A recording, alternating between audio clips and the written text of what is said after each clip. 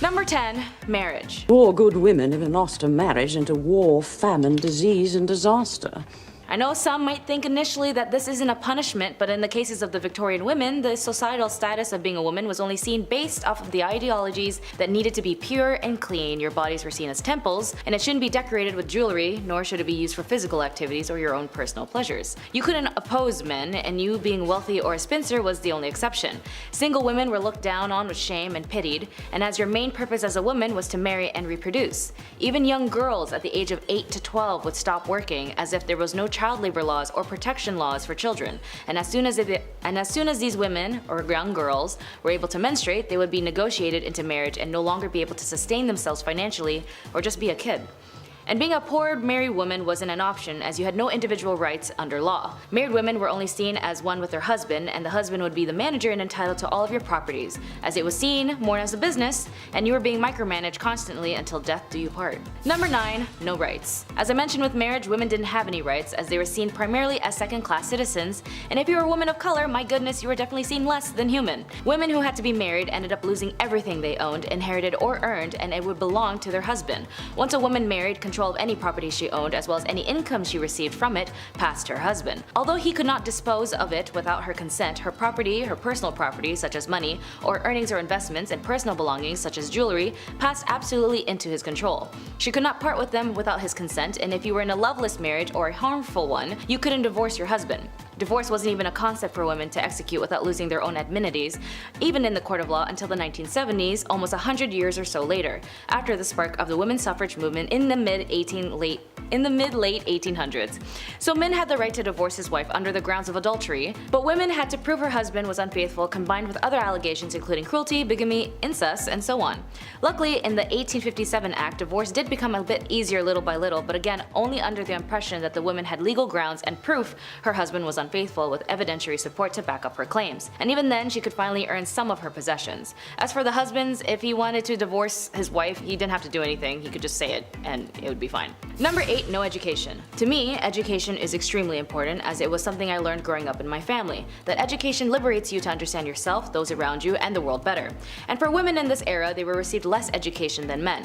They were banned from universities and could only obtain low-income paying jobs, as she was not allowed to follow a profession, as they were all closed to women. And the irony of them having Queen Victoria as the reigning accolade of this era, a woman and women of these times couldn't get an education to liberate herself or her children from defamation if the husband no longer sees her as a useful asset. So for women, especially those who could afford it, was raised in a privileged household with financial backings and exceptional family background, her education was only seen as accomplishments. Like, oh darling, she's a very accomplished woman, is something you might hear in these type of movies that depict the era, which only indicates that she had artistic talents like singing, dancing, and knowing foreign languages, and anything to help earn them a husband and be a benefit in the house. Even doctors at this time believed that if a woman studied too much education, she would stunt her ability to reproduce.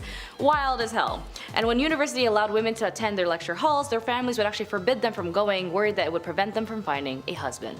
Number 7. The right to work. Work was only available to those who had no choice, as their societal status prevented them from leveling up to the ladder to have a better life independently. Even more so, women who were labeled as part of the working class, these women fueled the industrial revolutions, making up to 60 to 80% of the working force in light industries such as cotton manufacturing. Even more so, those who were labeled as part of the working class, women of this era fueled the industrial revolutions, making up to 60 to 80% of the workforce in light industries such as cotton manufacturing. Women that had jobs outside of the home made them less likely to marry, leaving them with no choice but to stay in undesirable situations that made them undesirable themselves. In one study by the Buffalo State had noticed classing women and children together as helpless creatures needing the protection of strong men. They were indignant at the knowledge that women had to support themselves, that they had suffered degrading wrongs as working women. So for some, they'd have to result themselves into committing adult work, or even for some unfortunate circumstances, be sold into adult work, as they had often had heavy debts from predecessors or even used as bargaining chips for their partners. Poor women were not regarded as the Victorian society, as they could not fight back, as men had captured these women, straight up kidnapping them, and kept them at their house. Differences in societal classes led to some women being ignored and unacknowledged in society for economic reasons and for the pleasures of some men. Women of the night had no exits of this profession and were stuck in this life, and they would be beaten, tormented, as this was obviously shamed on, as well as being arrested, which would lead us to number 6. Number 6. Women who were in prison. In some revolutionary standpoints, being in prison might make you look like a hero or a villain, and as it depends what of what you were doing or what you stood for. For the Victorian era, women who had been the most vocal at this time for a multitude of things like women's rights, the women who were caught in the act of selling their bodies in order to obtain financial means would be arrested and sent to prison. But even women who were not adult workers would be arrested. Women who had premarital pregnancies, truancies, or adultery, or kept bad company would also be arrested. They would be sent to prisons or reformities, as for women of these times, a small step off of the Victorian pedestal made for a long fall. Women sent to prison in the Victorian England were subjected to regimes whose project was to enforce idealized femininity. This individualized treatment aimed at more regeneration than discipline, and was administered by an entirely female staff aided by middle-class philanthropic lady visitors. Considering women were placed only into two categories, being a wife and a mother, the reality is that they lived in a world that discriminated heavily against them. Due to their superior physical strength, men considered themselves the dominant sex and sought to keep women subdued for as long as they could. Number 5. Prison life. Being accused of being an idle and disorderly woman seems like a very vague and inconvenient statement today, as it holds no worthy of prosecution, but for these women of these times, you would definitely go to jail for that. These roughly defined offenses were common charges against women in the 18th century. At least in some records of the names of these women have survived, there are two on the list who are silently identified, only known as an unknown woman, cannot give any account of herself, and the other being accused of being a vagrant and an idiot. Which, of course, being an idiot isn't a crime unless you're doing something idiotic that hurts another person. Then yeah, I guess being an idiot is a crime. It is possible that up to 2/3 of prisoners in the House of Corrections, like the one at the prison called the Wakefield House of Correction, were female. Beating hemp was the usual form of hard labor, as well as if the women refused to comply or being able to commit to tasks, whipping and beatings were also a commonplace, particularly to those who convicted of vagrancy, lewd conduct, and night walking. Number 4. Domestic harm. This is sort of stemming back to the whole marriage thing in number 10, as it basically ties in on how horrible life was being a woman in the Victorian era, or just being a woman in general in any historical time.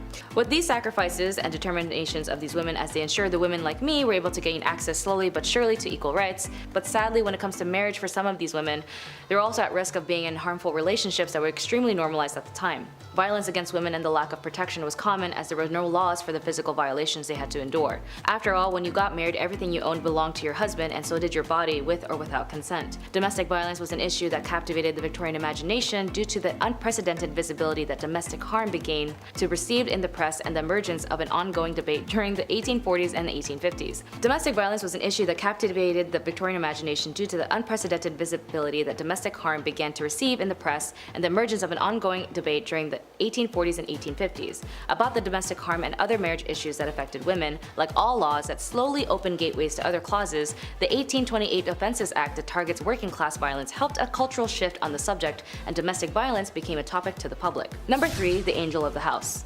Or the angel in the house. When it came to the liberation, it all stemmed with the women's rights groups fought for equality and over time made strides in attaining rights and privileges. However, many Victorian women endured their husbands' control and even cruelty, including sensual violence, verbal abuse, and economic deprivation. And there's no way out of it, as it got worse, as a man named Coventry Patmore published a book called Angel in the House. It consisted of poems and the ideal Victorian marriage, and although it came from a place of grief at the loss of his first wife, the book had suddenly become a staple in women's behaviors and marriages, and then became a standard of their status. A woman's proper role was to love, honor, and obey her husband, as her marriage vows stated. A wife's place in the family hierarchy was secondary to her husband, but far from being considered unimportant. A wife's duty to tend to her husband and properly raise her children were considered crucial cornerstones of social stability by the Victorians.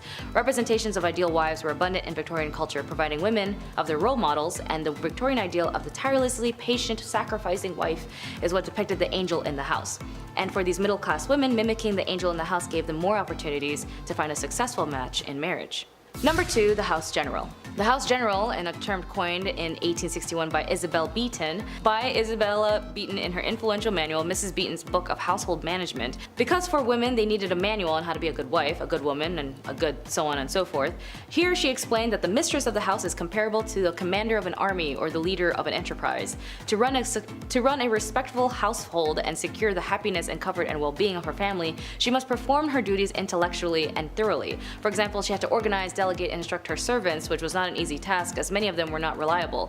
Isabella Beeton's upper-class readers may also have a large complement of domestics, a staff requiring supervisions by mistress of the house. Beeton's advised her readers to maintain a housekeeping account book to track spending. She recommends entries and checking the balance monthly, but also keep in mind this is the same lady who told people to put borax in bread to save money.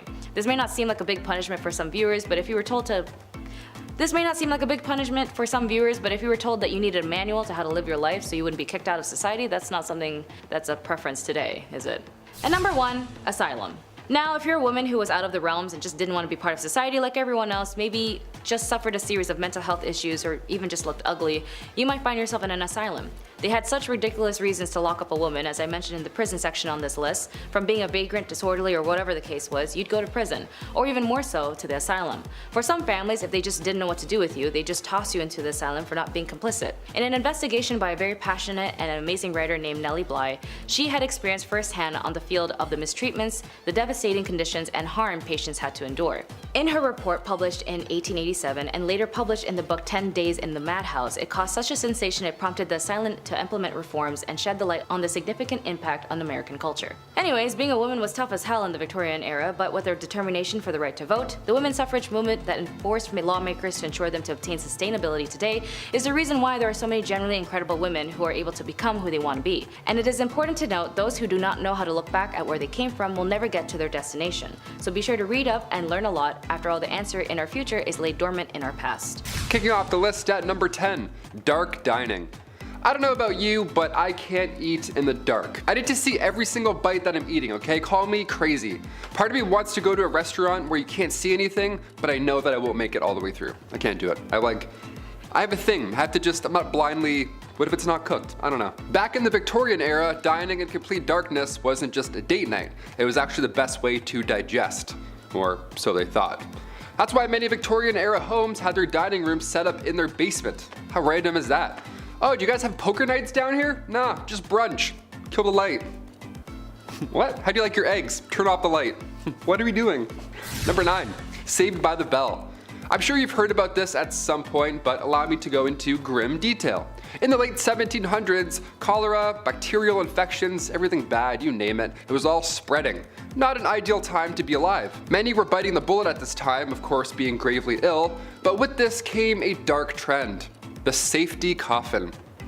Yeah, we had the safety dance, now we got the safety coffin. Here we go. These coffins, I mean, God forbid you were buried alive, these safety coffins would allow the dead to rise again and exit said coffin. A lot of these coffins have extra comfort on the inside and, of course, a wire. This wire ran through the coffin, through the ground, and attached to a bell on the outside.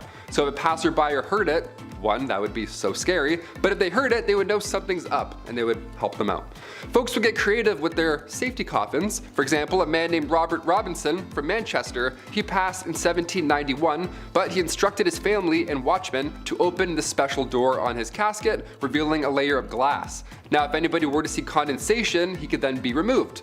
Patent number 81,437 was actually granted to Franz Vester in 1868. It was an improved burial case, a real patent. This was a real coffin. This is crazy. This one had an air inlet, a ladder, and a bell. All three, there you go. The description of the patent says, if too weak to ascend by the ladder, he could ring the bell, giving the desired alarm for help, and thus save himself from premature death by being buried alive. Nice. You thought you died. Psych, climb this ladder. There you go. Good luck getting out. Now you're in an escape room. Enjoy. You only get 2 hints. Like a walkie-talkie. Hey, how do I get out of the coffin in room B? Number 8, no air. Now that song's gonna be stuck in your head. Jordan Sparks, a classic. Since we're on the topic of safety coffins, I had to include one more. Maybe 2 more, I'll never tell. This one is fascinating. The science involved here was honestly impressive. There was the classic wire and bell method, but the more sick people got, the more creative they had to become. Like for example, patent number 268,693, John Crichbaum's device for indicating life in buried persons. Yeah, an 1882 classic, we love this. We got the iPod Nano, they got the device O Life. Nice. Upon first glance, you may think this is some type of medieval punishment, whatever, but really this device detects movement whilst providing much needed air. Now you obviously can't have a hole in the ground or else rats will make your real demise much worse than suffocating, right? So John's device here, as per the disclosure details, is that if the person buried should come to life, a motion of his hands will turn the branches of the T-shaped pipe upon or near which his hands are placed. A marked scale on the side of the top indicates movement of the T, and air will then pass passively come down the pipe. Once sufficient time has passed to assure the person is dead, the device can be removed. Yeah, imagine waking up with this in your hands. I wouldn't be calm enough to turn it and then breathe in a passive amount of air. No way, there's nothing passive about waking up in a coffin. Number 7, bad hair day. Okay, you want it messed up? Let's do messed up. Hope you're not eating any food right now, especially not eating in the dark. 2 red flags.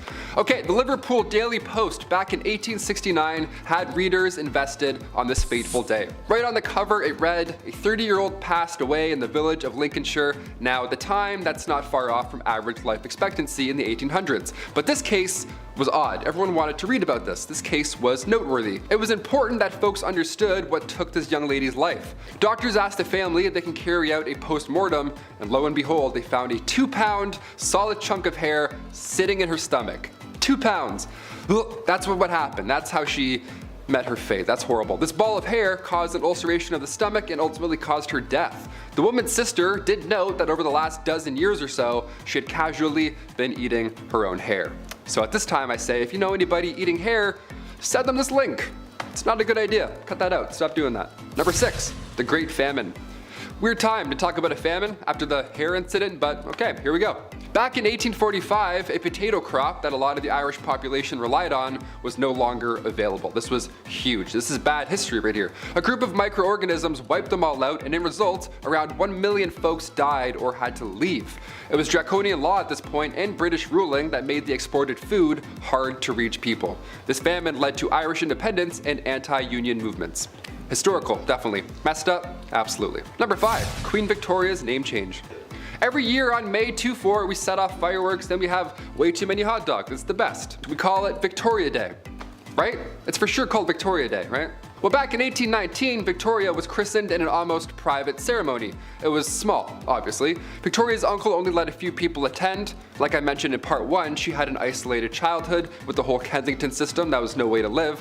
But even the day she was christened, trouble awaited. Her name was Alexandrina Victoria, and at the time, the name Victoria was not regal. It was of French origin, almost an odd name to have at the time, so she was immediately advised to change her name to something more traditional. But as our calendars can definitely confirm, she said, nope, I'm good. Victoria Day. Yeah, it's definitely Victoria Day. Number 4, tattoos. I only have the 1 tattoo, but I've always wanted more. Just not so good with needles, you know? I got my eyebrow pierced and I fainted. It's a fun fact, I have a little scar there. Not great with needles. Some of the designs are so beautiful on tattoos, the amount of pain you all sit through, I'm impressed, honestly, mad respect. The tattoo craze really took off once Queen Victoria's son, the Prince of Wales, he went and visited Jerusalem. And of course he saw copious amounts of body art and was inspired. Inspired, we'll say, yeah. So upon his return, he was all about ink at this point. And the Prince of Wales, well, if he has a sleeve, well then maybe I can have a sleeve, right? What's going on? It wasn't a sleeve, really. It was a cross. The prince got a tattoo of a cross in homage to the Crusades. So if you're gonna try and convince your parents to let you get a tattoo, just, you know, tell them the Prince of Wales did, right? You're just trying to be a royal. Number 3, Gym Day. Believe it or not, there were around 200 gyms across Europe during Victorian times. Yeah, just like 6 good lives. You're like, what's this about? Even Victorian dudes skipped leg day. How great is that, okay? It's not just you. These gyms weren't bright, they weren't open, they weren't well ventilated, they weren't motivating, and definitely not safe. None of those, definitely not. No, Victorian gyms were reserved for the upper class, obviously. Grab your pocket watch and blazer, Ezekiel. We're doing squats today. These machines also were not ideal. They were designed as antiques first rather than their purpose. Also, half of these look like saw traps. Like, are you kidding me? No way I'd bend my arm around any of these devices. No way. All those wooden wheels? No. I'll stay weak and brittle, thank you. Number 2, ghost photography. How to look back. I don't like talking about ghosts. As if the reanimated corpses coming back to life while they were ringing a bell wasn't scary enough. Yeah, let's talk about 1800s ghost photography. The camera was a hot new invention at this time, so tales of ghosts and spirits were now easily believed. Yeah, obviously, when you have a photo of a see-through woman, you're like, that's pretty terrifying. A big name in the ghost game was a man named William Thomas Stead. He was born in 1849, and Stead was the son of a Congregationalist minister, and at the age of 22 he was appointed as editor of Northern Echo, which was a regional newspaper in Darlington. So far, so good. This British medium, Richard Borsonol, featured a photo of W.T. Stead and a real spirit. Yeah, imagine that. Imagine a day where somebody being awarded the Nobel Peace Prize also poses for photo ops with ghosts. You're like, do we believe all of this or none of this? What's going on? This is so scary. And finally, number 1, music for eternity. Before we wrap up this wild part 2, I had to include perhaps one of the creepiest patents of all time. Patent numero 9,222,059. Yeah, the number is going a little bit higher. This one got me thinking. I wanted to end this video off on this note. I like this idea. Maybe, I don't know yet. Music for eternity systems. Okay, this patent is not from the 1800s, but rather 2015. I know, it's not Victorian, but when else am I gonna talk about this, really? The idea here is that you could stay connected to your loved one by using a solar-powered digital music player. The best part here is the patent details how surviving family members now have the ability to update, revise, and edit stored audio files and programming after burial. Yeah, next Rihanna album, no problem, I got you. There's a speaker in the casket and there's a headphone jack on the tombstone, so we can listen together. And then we can decide if we hate the album. That's creepy. I wouldn't do this. Would you want this? Sound off below if you'd want, big shiny tunes playing for eternity after you die.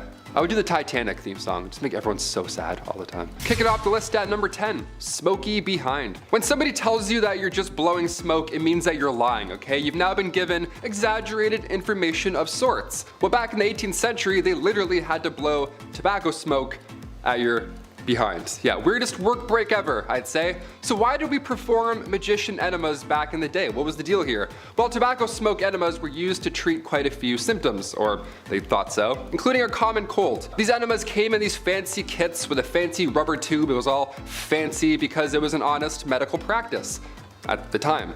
It was done by legit medical practitioners. This is the funniest part. The idea was that the tobacco smoke could warm up a soon-to-be deceased body.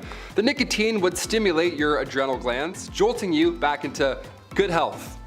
The best health, might we say. And the way they would do it in the mid-1800s was by just blowing smoke and just waiting, seeing what happened. We're figuratively and literally blowing smoke. That's the origin of that saying. Fun fact there. Imagine doing that today. Like, I think I dislocated my shoulder. What do I do? He's like, one sec. Number 9, alarm clocks. While the medical world was one threat in Victorian times, apparently so was the technological side. Who knew? We obviously didn't have reliable alarm clocks back in the 1800s, obviously, but we did have jobs. So in order to get up on time, lamplighters or knockers would come by and tip you off.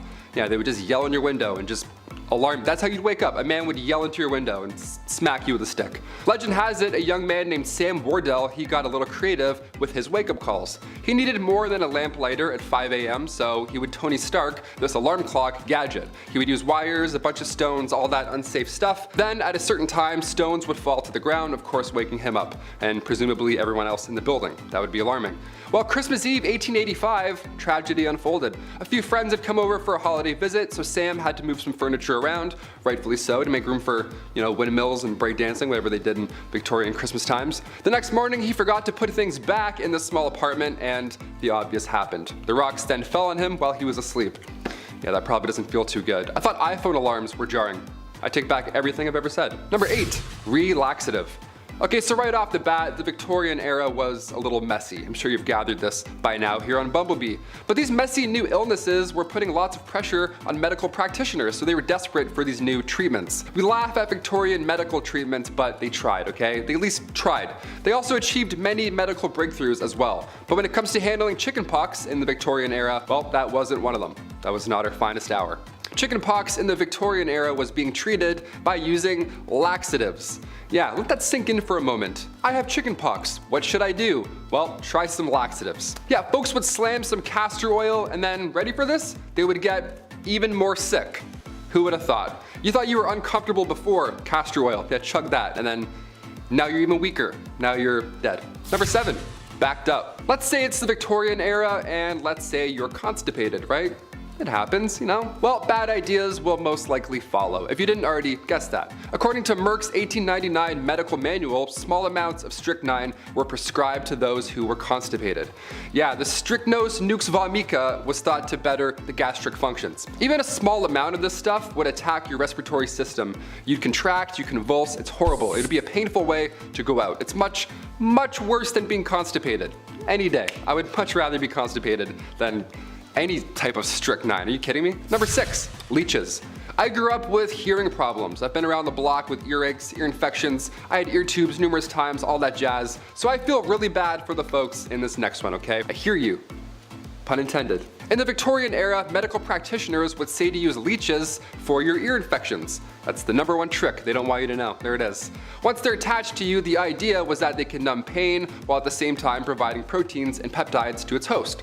So on paper, again, the idea made sense. But the science didn't quite follow, did it? It wasn't entirely hopeless though. Recently in 2004, the FDA reintroduced leeches to the medical world, because their bite can break up blood clots and induce blood flow. So it's not entirely hopeless. We talked about leech collectors on this channel before, so of course we have to talk about more of the science that they were hoping to achieve with it, right?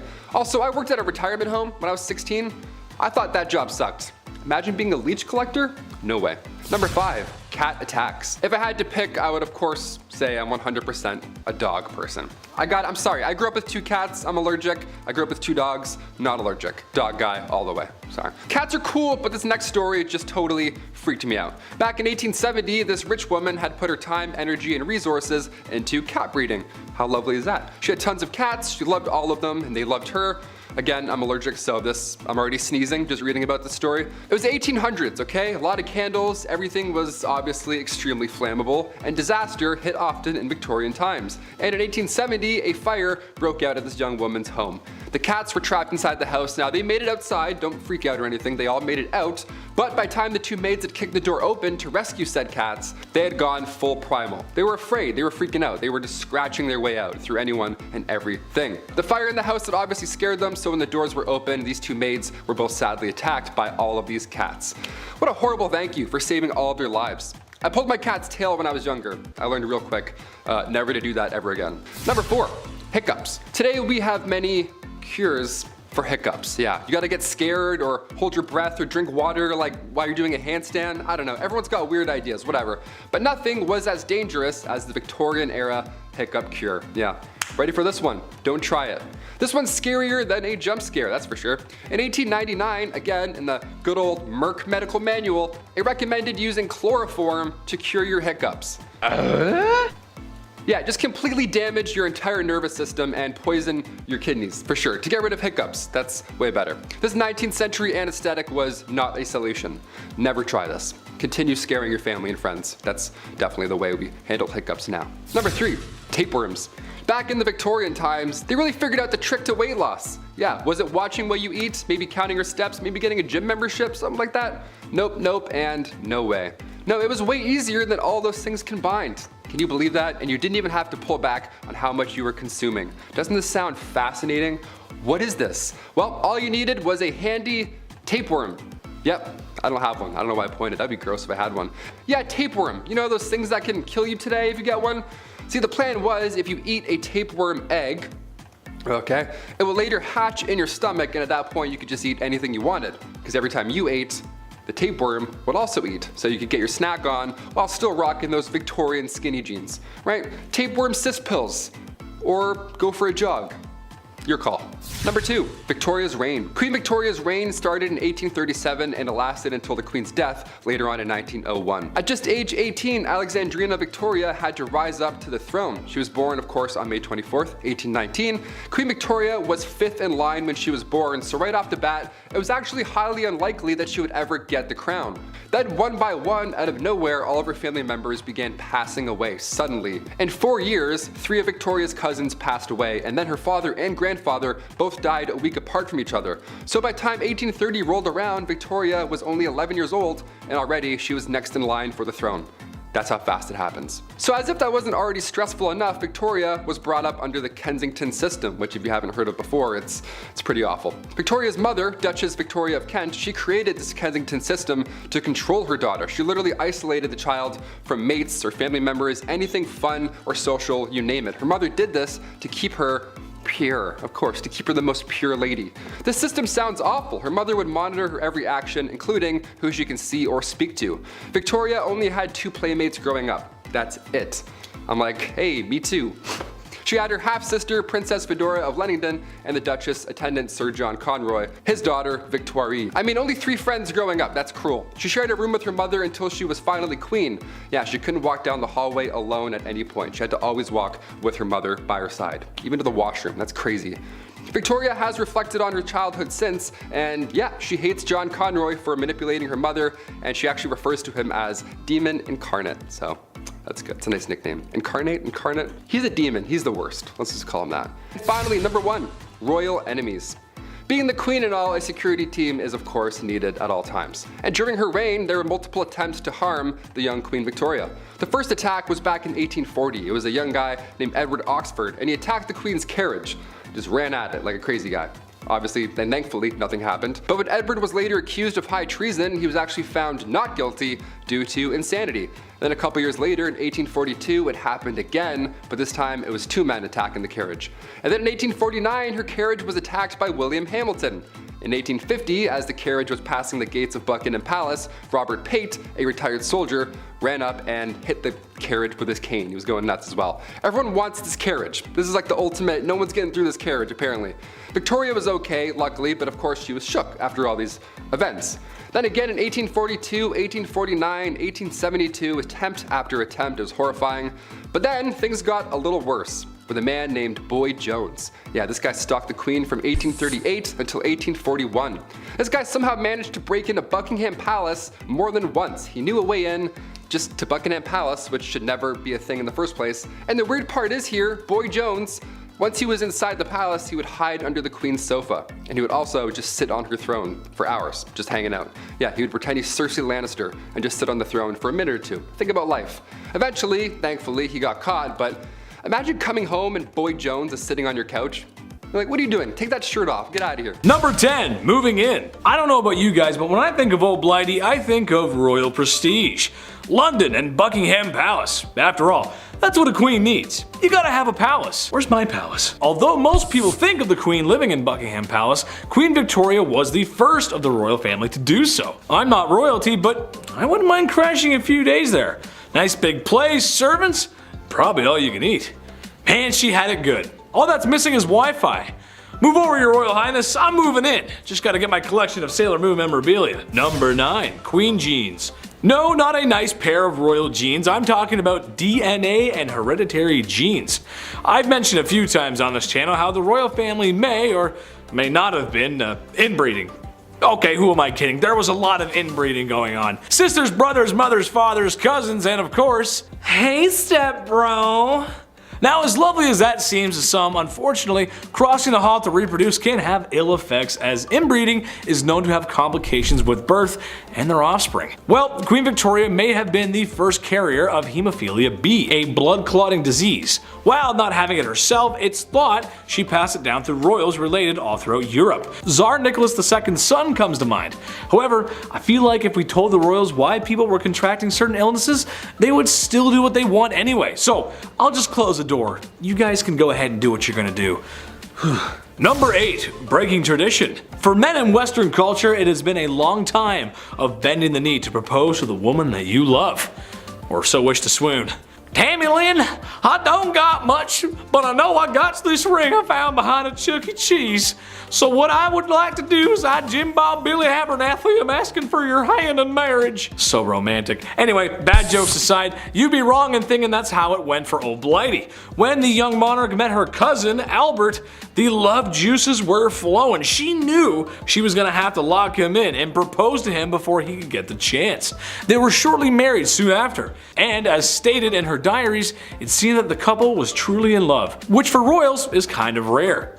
Even today, it's usually men who propose to ladies, but all I'm gonna say is, ladies, I'm 300 pounds of twisted steel and sex appeal, and I put the toothpaste lid back on after brushing my teeth, so... Number 7. Did you miss me? Queen Victoria was a leader. She held a lot of power, and that means people sometimes got a little crazy and wanted to remove her from such power. So for Queen Victoria, it should be no surprise, however uncouth it was, but she had multiple assassination attempts on her life. A lot of which were people firing shots at her carriage for some reason with a pistol. And a lot of these attempts leading people to being declared insane. And one specific amateur who tried multiple times to end the royal and failed every time. 8 times to be specific. I feel like after the first 4 times when the guard saw this guy approach, it was like, oh, man, this guy again. Oh, brother, this guy stinks. Anyway, all attempts to end her life failed, and she became the 2nd longest reigning queen. Next to Queen Elizabeth, of course. Number 6. Oh Christmas tree, oh Christmas tree. I was honestly shooketh when I learned this, but you know that thing a lot of people do around the holiday season where they get a big green tree and they like decorate it because of the holiday called like Christmas? You might have heard of it.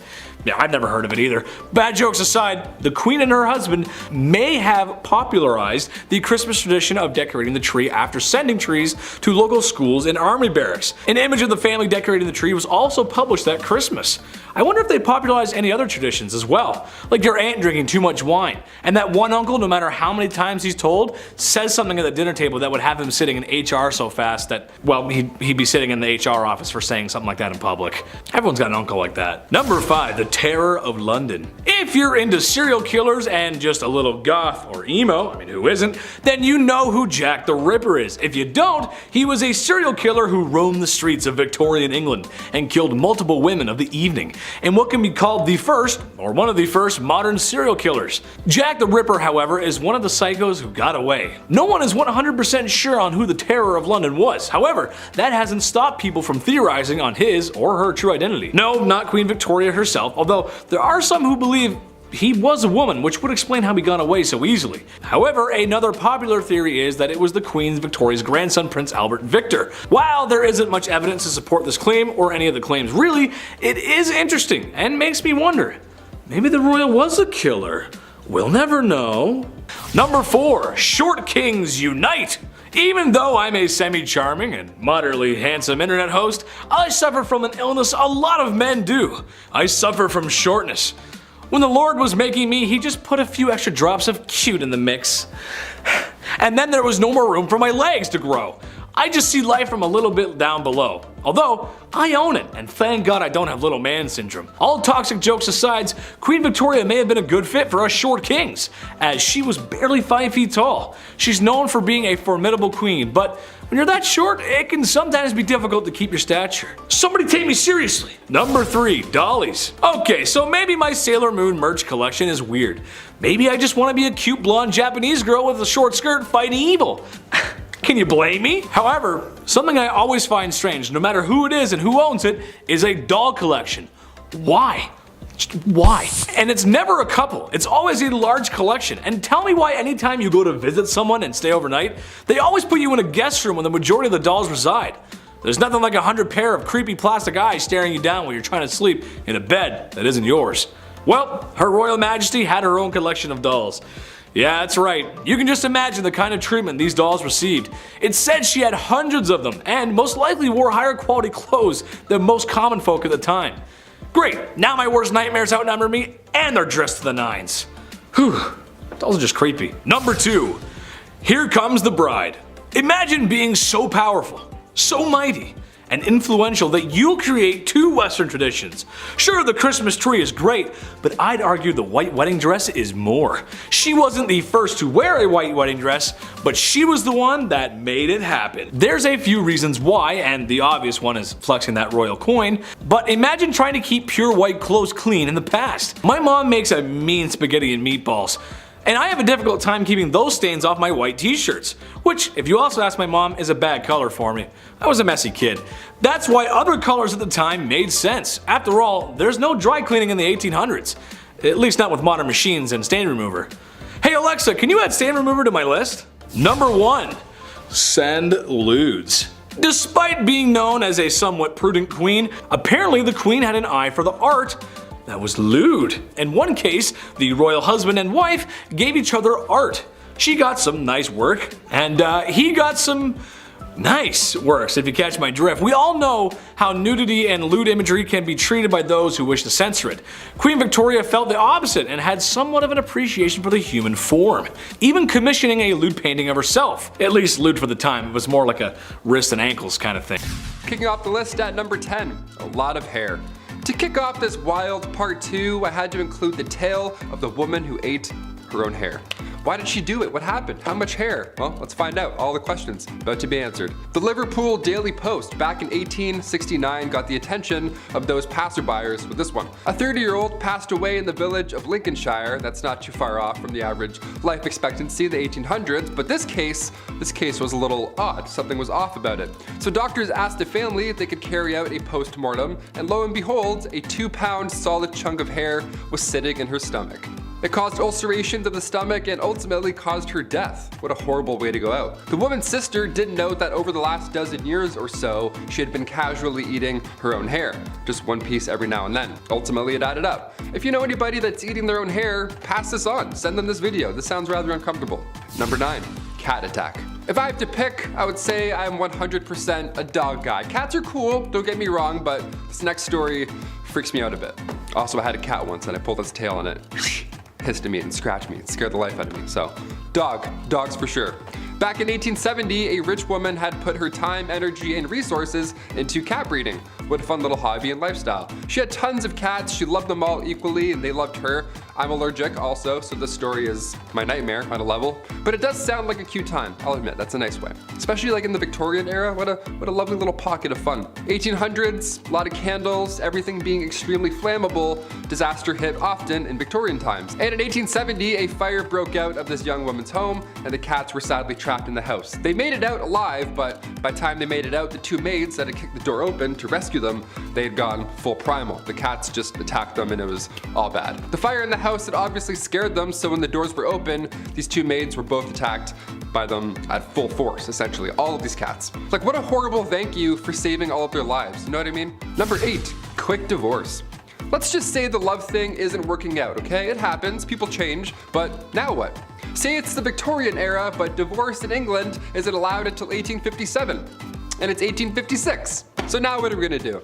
Well, considering what list we're on and which part it is, it's pretty wildly unfair. If you were the wife, you were getting sold in this scenario. How horrible is that? Wife sellers, they were a thing. That was a legitimate business. How horrible. Yeah, you were getting sold if you were the wife. How horrible is that? Wife sellers was a legitimate business. There were auctions. Public auctions would be done. You would watch people bid on marrying your wife.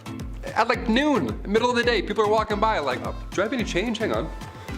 This is insane. One real sale that happened in 1862 was in Selby. The asking price was a beer. The asking price for this person's wife was 1 pint. Sold, just like that. That's crazy. Sold, drank, now I'm married. That's insane. Other times, most of the time, it was a rather expensive exchange. I feel like there are plenty of cases where this would honestly be the ideal scenario. Just get it done in one day, whatever. Peace. See you again. Bye. You're the worst. Number 7, the Great Famine. We're gonna lean out of wife selling for a hot minute and include the boys for this one. Yeah, come on back in, you're all guilty. The Great Famine took out everybody, not just Victorian women, of course. Back in 1845, potato crop that a lot of the Irish population was relying on was no longer available all of a sudden. A group of microorganisms just wiped them out, just like that, and in result, around 1 million folks died or had to leave. It was draconian law and British ruling that made the exported food hard to reach people that really needed it. So this famine led to Irish independence and anti-union movements. Little fun bit of history I had to include on this one. Number 6, the Brooklyn Theater Stampede. And we're back to absolute horribleness. Here we go. I love the theater. When the pandemic shut down plays, I actually felt pretty sad. I like sitting in full rooms watching a guy in a fake wig monologue about Mozart. Like, that's my ideal Saturday night. That's the best. I don't want that to not be a thing anymore. I love theater. But today we have an obnoxious amount of distractions that can take you out of the experience. Guy's texting, fighting his ex-girlfriend 2 rows ahead of me. I'm trying to watch Joseph in the amazing Technicolor Dreamcoat. I'm like, man, it's not the same anymore. Theater's not the same anymore. Turn off your phone. Throw a tomato at him. It can be distracting. Exit signs can also be pretty distracting, but we need them. We definitely need them. Because in 1876, the Brooklyn Theater caught fire after a single lantern fell over on stage during a performance. This was 1876. Everybody was wearing flammable attire. There aren't emergency exits yet. A fire marshal hadn't come in and counted heads at this point, so it was a disaster. 278 people lost their lives. A monument was put up after the incident. It shook the town. It was absolutely horrible. I read about this and I was like, that's horrible. We got included in. This is a horrible list. Number 5, the hobble skirt. Yeah, so when people can't get out of burning theaters, it's stuff like this to blame. Just from this 1910 headline alone, I'm glad we don't have hobble skirts anymore. The June 12, 1910 headline reads, "The hobble skirt is the latest freak in women's fashions." The latest freak. Skirts that are so tight around the ankle that locomotion is seriously impeded and speed is impossible. Nice. I'll take 2, debit. Doesn't that sound like a bad time? Why would anyone want this? Sounds like you're gonna be late for everything. French designer Paul Poirier made these to free the bust, to free the, have a lot of room in here, whilst shackling the legs. So you in turn you can't move. Just what you need to move around uneven stone roads, I guess. Love the practicality on this one, Paul, thanks. Despite how ridiculous and unsafe the hobble skirt looks and acts, only the wealthy could afford such a thing. Shoot! Oh man, must be nice. I'll just be over here wearing jeans like an idiot. Middle and lower class women wore skirts with slits or buttons so they could, actually walk around. Yeah, what fools. Oh, sorry, you want a button? I don't speak broke, sweetie.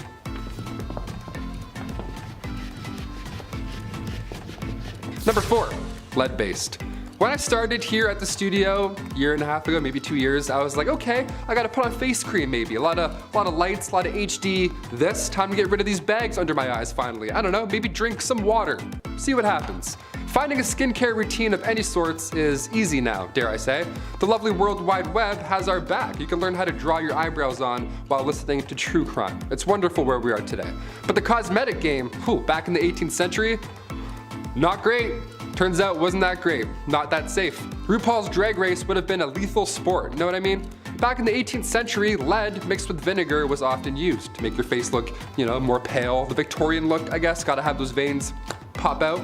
A splash of sulfur for those freckles. Horrible idea.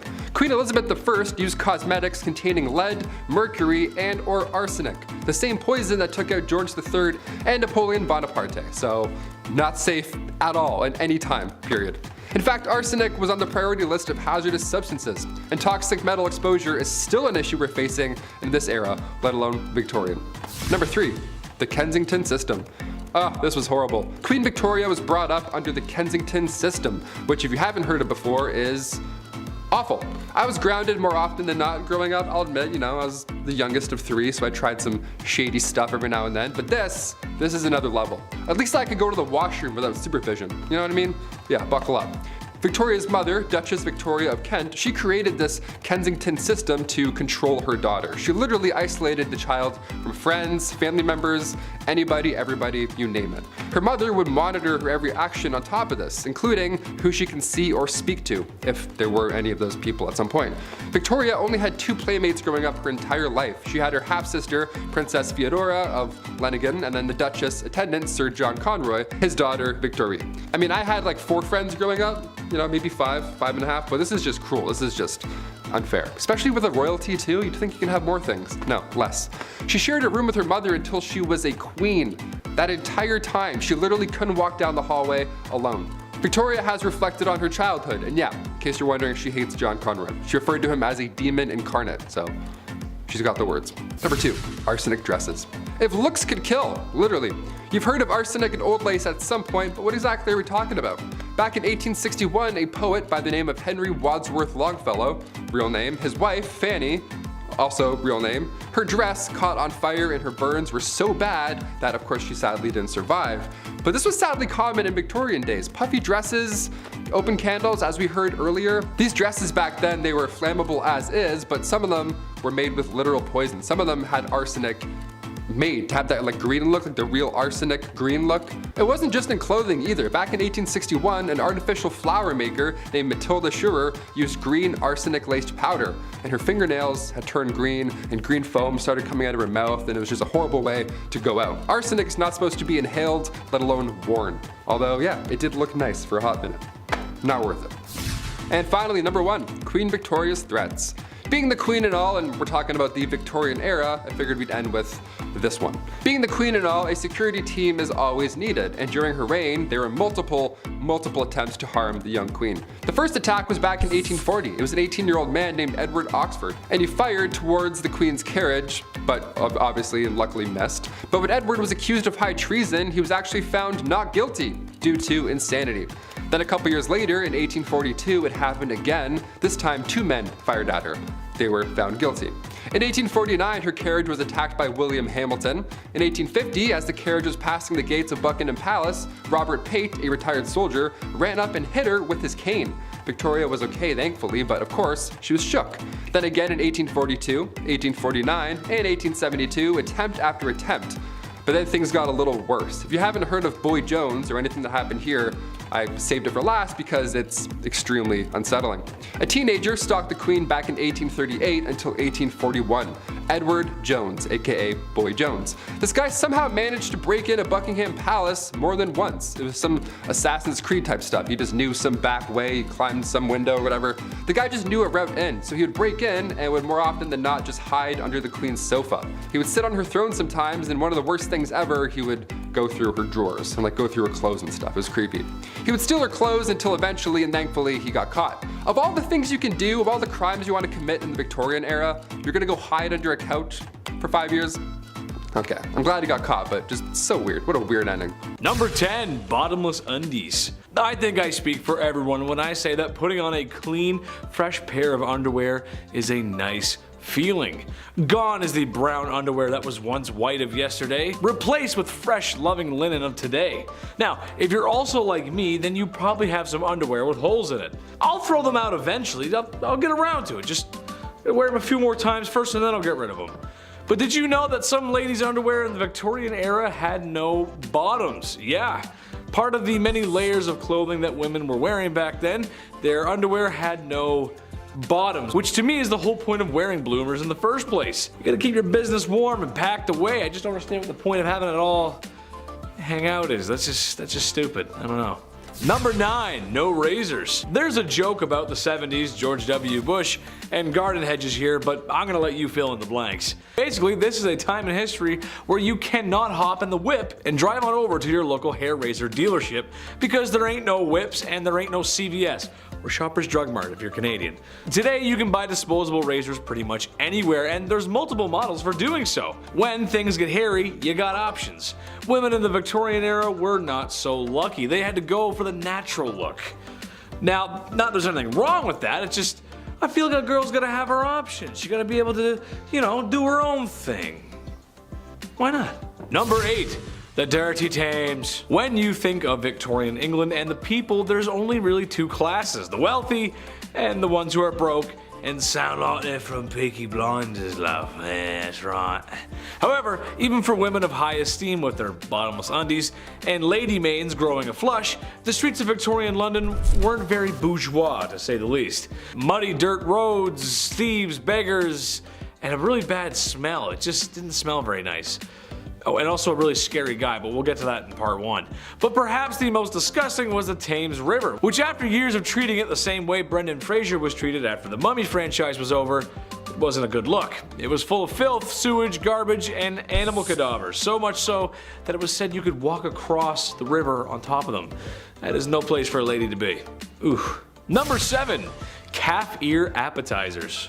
This one goes out to all the folks who like their steak well done, as this may be too much to stomach.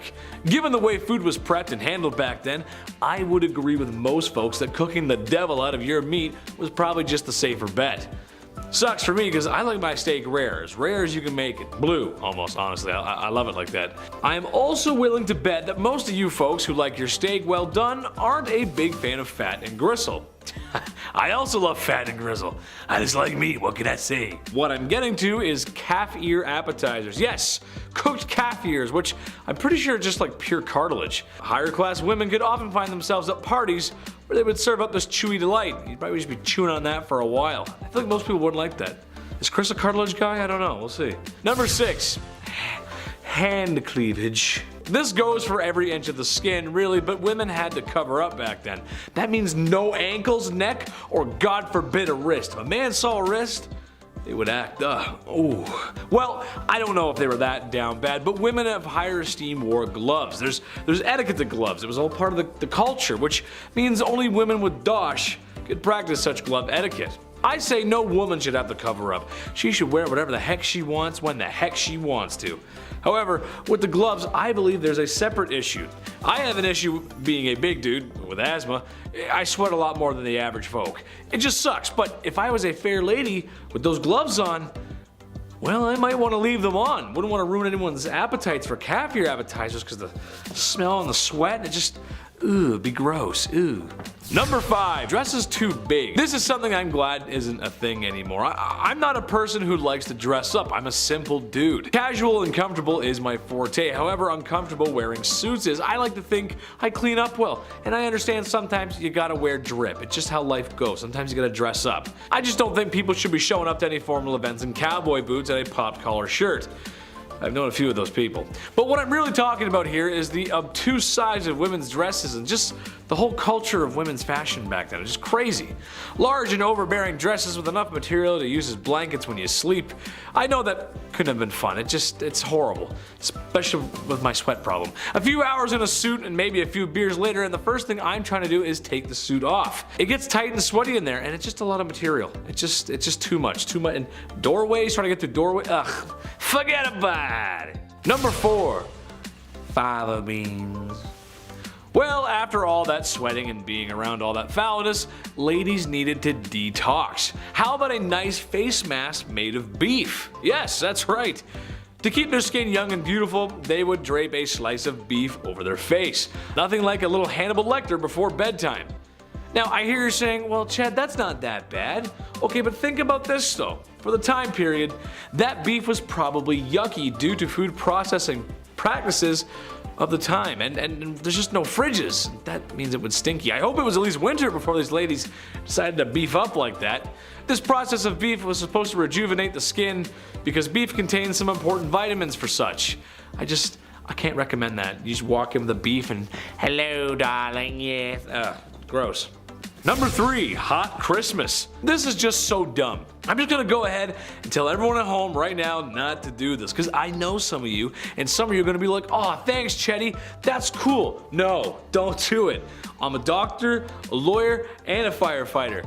Basically, this was a super fun game that felt like something out of Johnny Knoxville's head, not Victorian families gathering at Christmas. Basically, they would gather at Christmas to play a game called Snapdragon.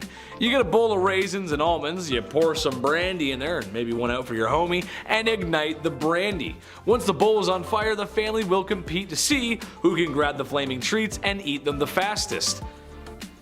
Okay, second-degree burns are not how I want to spend my holiday season, and also, in a time before smoke alarms and a modern fire service, this sounds like a really bad time. Grandpa could lose it out of his hands. Drapes catch fire, the house burns down, probably the whole neighborhood. Just a bad idea. Also, I hate raisins, so setting them on fire? Yeah, I'm out. I don't like raisins. They're gross, dude. I don't like them. Number 2, crypt pics. Look, it's a part of life. It happens. You live, you love, and depending on how much your wife likes interior design, you probably have a sign hanging up like that in your home somewhere that says something like that. You know what I'm talking about. And after spending all that time in HomeSense, it's all over. Fade to black, cease to exist, the forever box. There's a whole process and respect in the undertaking business. The Victorian era had a strange tradition, however. How about taking photographs with the body of a family member who has recently passed on? Yeah, that's right, I know. I couldn't believe it, really. People would sit there for minutes taking photos of those who are no longer with us because the process of taking photos was not great. This isn't the digital age, after all. This is something that the crypt keeper would make you do. Keep them in the album or something. Just not for your everyday family, man. That's just weird. Yeah, so now we're going to take photos. Like, that's just weird, you know? It's just weird. It's weird. Number 1, Jack the Ripper. Listen, the women of Victorian London feared this guy, and how can you blame them? A terror that seemed to come from nowhere and could strike from anywhere. Humans unaliving other humans is nothing new, and it probably won't be old. It won't get old soon. This is what we do. It's kind of our thing. But this was the first modern serial unaliver. Jack the Ripper's identity has never been found. It's only been speculated, and some studies suggest that it has been revealed, but it's really hard to pinpoint something that happened that long ago. He was nasty and the crimes were awful. The photographs of the crime scene do not exactly follow today's media rules or decency, as it's really just horrible and it's just really messy and bloody and just gross. It's kind of hard to talk about this era without Jack the Ripper. Women should feel safe at night no matter what era it is. That's right, ladies, I'm on your side. Number 10, train engine cleaner. Ever wanted to get inside a small hole in the engine of a train and shovel out the coal that was left in there? Ever wanted to go underneath a train where you can't fully stand up in the middle of the night and rake out a dusty ash pan, getting all kinds of ash and stuff in your mouth? Perfect! You can go join up with the railroad as a train engine cleaner. These guys would spend their days shoveling 5 to 6 tons of coal into the furnace of the steam trains, and then spend their nights climbing into said furnace, cleaning it out, and then going out in the middle of the freezing cold, wet night into a trench covered in water and oil and dust, and get right up under that sucker and pull out all the ashes and dust and crap that came out of the engine while it had been running all day. Number 9. Linker boy or linker men. Before the introduction of gas lights on the streets of London, the only gaslighting came in the form of small children who made you believe that you wouldn't be able to walk the streets without them tagging along with a torch to help guide your way. Then they'd expect a tip from you. Oh, rascals. They weren't so bad. They were generally pretty helpful in getting you from point A to point B while being able to see one foot in front of the other. And their charge was usually just 1 farthing, or the equivalent of a quarter. The linker boy, like a lot of the jobs on this list, was actually featured in a lot of art and literature from the time, and there were even some rather infamous ones, like Lawrence Casey, who was the personal linker boy for the courtesan Betty Careless. Oi! Where you going, mate? You forgot to like and subscribe to the channel.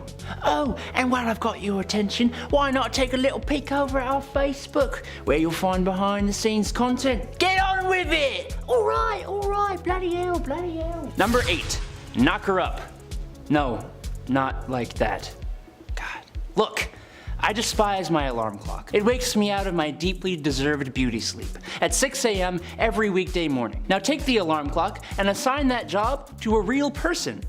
That person is a knocker up, a person employed to wake up workers at mills and factories on early shifts, going from house to house using a long pole to knock on bedroom windows. In other words, a person employed to become the epitome of all my hatred in this world. If you had this job, well, you're not alive anymore, but I hate you. The people at the time were somewhat friendlier than they are now, and I'm sure the knocker-upper wasn't a horrible person, but I'm sure there had to be some grumpy gills who would put their hand on your chest for doing this to them. Number 7, a phrenologist. I think if this YouTube thing doesn't work out for me, I'm gonna go and make up a science. It worked for phrenologists. They claimed that a person's personality, character traits, and abilities could all be figured out by bumps and indents on a person's skull. Characteristics like secretiveness, amativeness, conjugality, and combativeness were apparently controlled by areas of the brain that they called organs of the brain. The idea was dismissed by the church, but it nonetheless gained traction through Europe and was really popular in the States. The idea that you could modify these organs through self-control and practice sounded really good to self-help gurus at the time, if only it was real. Number 6, a dog whipper. Looking for someone who absolutely despises dogs and doesn't mind being despised by the rest of us. Otherwise known as a dog whipper. Back in the day, huntsmen would often hunt foxes and nail their tails to church doors, which would attract dogs of the streets. You'd also have churchgoers who would bring their dogs with them to church. These dogs were not allowed in though, so they'd all have to wait outside. You know how dogs are though. They didn't just sit there waiting patiently. I'm sure some good boys and girls did, but more often than not they'd be playing and sometimes fighting, disrupting the church services. Enter the dog whipper, who was armed with tongs to grab a dog and remove it from the church grounds, and a whip that would be used on the loudest of the poor pooches. Number 5. a rat catcher. I know this will make a few of you out there squirm in your seats. Rats in Victorian England were a massive problem. They were everywhere. Every nook and cranny of your house, from the basement to the pipes. There was even an account of them spilling over from royal parks. So of course, where there is a problem, there is a job. Rat catchers were pretty famous throughout the Victorian era and were highly praised in society, but the job wasn't too glamorous. You'd be going into the dark, dirty places where rats would make their homes and catching and often killing thousands of rats a year. Often rat catchers would use other animals like dogs and ferrets to help them hunt down the rats too. I don't know though, gonna be me. Number 4, an upright worker. Upright workers, otherwise known as chimney sweeps, actually started off being children as young as the age of 4. The smaller size of the little kiddos was perfect for fitting inside and climbing up and down chimneys. The little suckers would rub their elbows and knees up against the brick of the chimney so much that they would be scraped raw before callousing. Isn't that lovely? No, it's not. It's horrible. Some children were deliberately underfed to keep them small enough to do the job. Some of them would get permanent lung damage from the dust and smut and smoke from the chimney. Some kids even got stuck in the chimneys. Thank the Lord they eventually passed a law that would make it illegal for anyone under the age of 21 to be a chimney sweep. But even then, 'tis not a profession many would like to have. Number 3, matchstick makers. The idea of a lighter wasn't really a big thing in the Victorian era.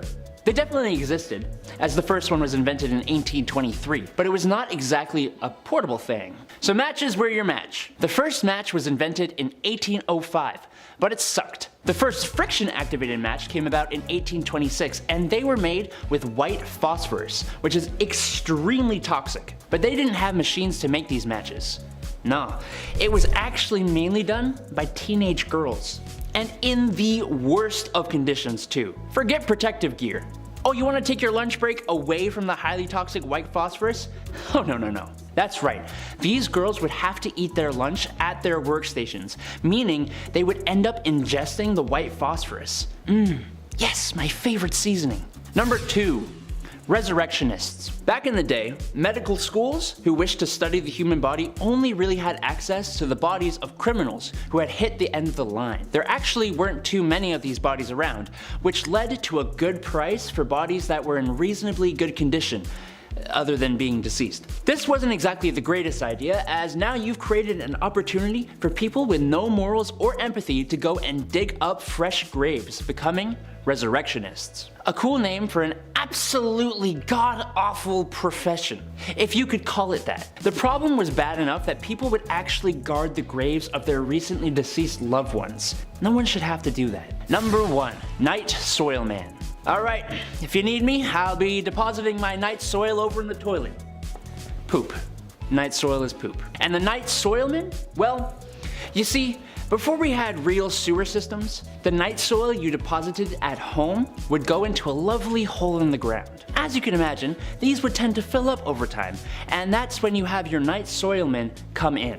Yes, his job was to clear out the poop deposits from houses and cart it away in the middle of the night so nobody in polite society would have to see it. But they were always in business, so that makes the job a little less crappy. Number 10, knocker-upper. Alright, sounds a little different than its actual purpose. Hear me out. Alarm clocks, they're not great, right? They suck, no doubt about it. Now take the alarm clock and assign that job to a real-life person. What does that look like? What does that sound like, rather? At 6 a.m. That person is called a knocker-upper. A person employed solely to wake up workers at mills and factories on those early morning shifts. Now, going from house to house, using a long pole to knock on bedroom windows, that sounds like the best job ever, right? I can't close the list with this one. This is number 10, for sure. It's kind of fun. If you had this job, well, you're probably not alive anymore. I don't know, unless you live in a weird town. The people at the time were a lot friendlier back then than they are now, so, I'm sure the knocker-upper came around today. Be a little different. They'd probably be on World Star the next day. Knocker-uppers back in the day, thank you so much for waking me up. I would have lost $14, thank you. It was a big deal. It was definitely a big deal. Number 9. The linkerman. Before the introduction of gas lights on the streets of London, if you were traveling alone at night, well, you'd probably get lost.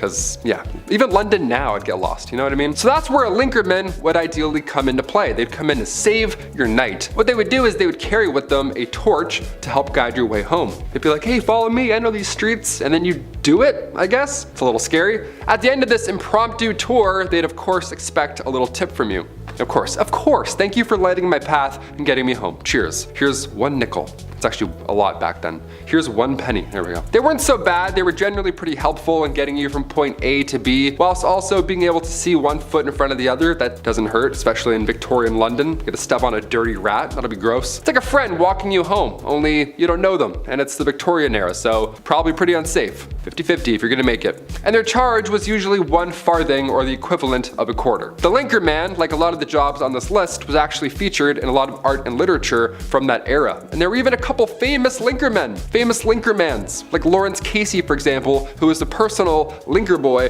for the courtesan Betty Careless. Imagine that, your arm must be so strong with that lamp all day. Ooh, it's just like, oh, I can't put it down. Number 8, ghost photography. 1800s ghost photography. Apparently it was a theme or a vibe, I don't know, but there were people that would take the photos of these ghosts. So at one point you would be hired as a professional ghost photographer. On paper, here's your tax returns, that's what I did. The camera, of course, was a hot new invention back then, so tales of ghost and spirit were easily believed, especially when you have a photo of a see-through woman. That probably helps sell your tale for sure. Like, ah, here she is. It's like, that's mom. That's definitely not, you just did that in the back room. I don't believe you. A big name in the ghost game was that of William Thomas Stead. He was born in 1849, so now he's for sure a ghost. Stead was the son of a Congregationalist minister, and at the age of 22, he was appointed as editor of the Northern Echo, which was a regional newspaper in Darlington. Yeah, this British medium, Richard Borsonnel, featured a photo of W.T. Stead and a spirit. Imagine that. Imagine a day where somebody was awarded the Nobel Peace Prize and they also posed for photo ops with ghosts. Like, can we pick a lane? Science or not? What are we doing here? Number 7, grave designs. Graves, but make them cool, you know? Customize your own pit in the ground. That's fun, that's grim. In the late 1700s, cholera, bacterial infections, pretty much anything floating around your mouth and eyes, it was spreading and it was bad. Not a good thing to ingest. Not an ideal time in history. Many were biting the bullet at this time, of course, being gravely ill. But with this came a dark, new, fun trend. Yeah, here we go. The safety coffin. Yeah, let's make your own coffin, DIY. These coffins, God forbid, you were buried alive, while these safety coffins would allow the dead to rise again. Yeah, some Tony Stark guy in the back's like, if you push this, the body will pop back out and come to life. It's like, really? A lot of these coffins were built with extra comfort on the inside and of course a wire, the safety backup wire. This wire ran through the coffin, through the ground, and attached to a bell on the outside on the ground. So if somebody was walking by and they heard a bell ringing beside a gravestone, first of all, it's haunting, well, they know something's up and they can get them out. But folks would get creative with their safety coffins. They would ask the inventor to make them crazy things, like a man named Robert Robinson from Manchester. He had some odd requests. He passed away in 1791, but he instructed his family and watchmen to open this special door on his coffin after he passed. This special door would reveal a layer of glass. Yeah, so if anybody saw any condensation, well, you know he's still alive and get him out. Only he wasn't alive. And now we just have the world's scariest exhibit, just a real life dead man. Let's close that back up forever. I don't want a glass coffin, that's disgusting. Number 6, rat catcher. I mean, obviously you know what's gonna happen with the name the rat catcher. It's gonna make a lot of you out there squirm in your seats, and I apologize in advance. Hit that thumbs up, you know, let's even out the energy. Rats in Victorian England, they were a massive problem. They were everywhere. Every nook and cranny of your home probably had a dirty, fat rat just sitting there with its weird teeth looking at you. From the basement to the pipes, everywhere. It was literally a big problem. There was even an account of them spilling over from royal parks. So imagine that. So of course there's a problem. So of course where there's a problem, there's now a job, right? Someone's got to do something about it. Rat catchers were pretty famous throughout the Victorian era. I mean, of course, brave souls, and they were highly praised in society, but the job obviously wasn't too glamorous.